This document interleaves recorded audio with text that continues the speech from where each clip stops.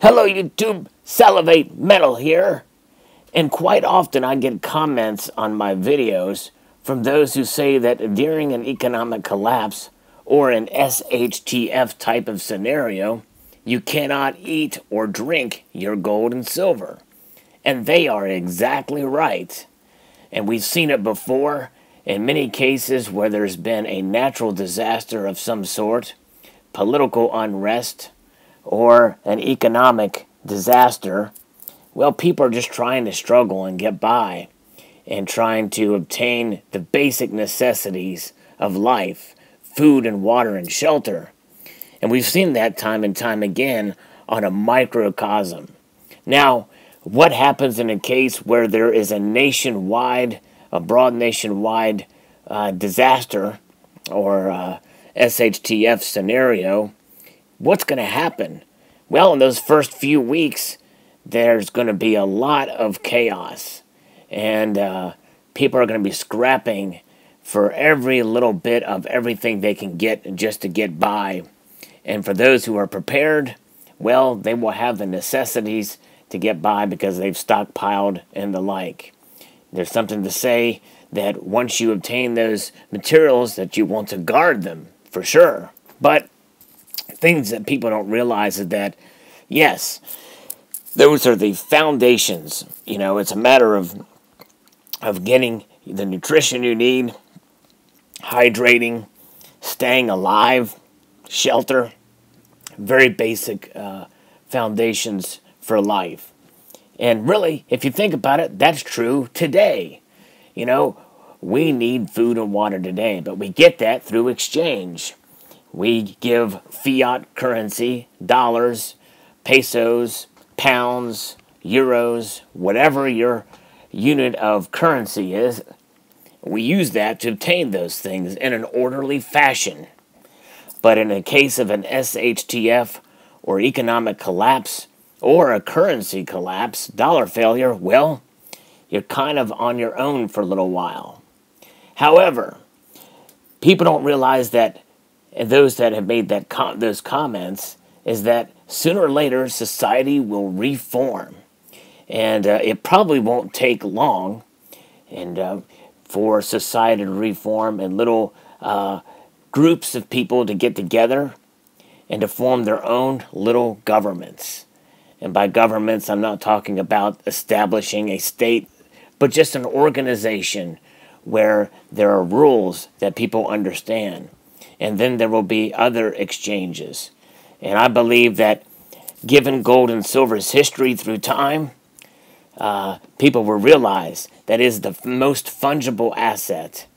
And people may trade things for a while, bullets for food, labor for food, labor for bullets, and the like. I think at the reformation of society and micro-societies, we will begin to see gold and silver very quickly begin to be used as a fungible asset from which to exchange for goods, services, and labor. So gold and silver, yea though you can't eat them, yea though you can't drink them, you can spend them, and you can save them. And no matter what the scenario, no matter what the circumstance, no matter what the situation, gold and silver have value. And they will have value in the times just before a financial collapse, an economic collapse, or a natural disaster of any sort. They will have value in the immediate aftermath of a disaster of any sort, because they have survived through these types of things before, the metals, gold and silver, being used as money. And they will be used again. I guarantee you that gold and silver will be used again in a post-SHTF and economic and political and natural disaster, because it's makes the most logical sense for these metals to be used, as the Salty and Cuddly Kitty Part 2, the sequel, can attest. They will be used to exchange, because it will be much easier to take one of these and exchange it for goods and services than to try to weigh the value of outdated food or the quality of this, the bullets and everything like that. Because society will be reformed. It's human nature. And when society is reformed and when there's an establishment of a government of any sort, then these make the most sense. And the one thing's for sure, it will not be fiat dollars at that point.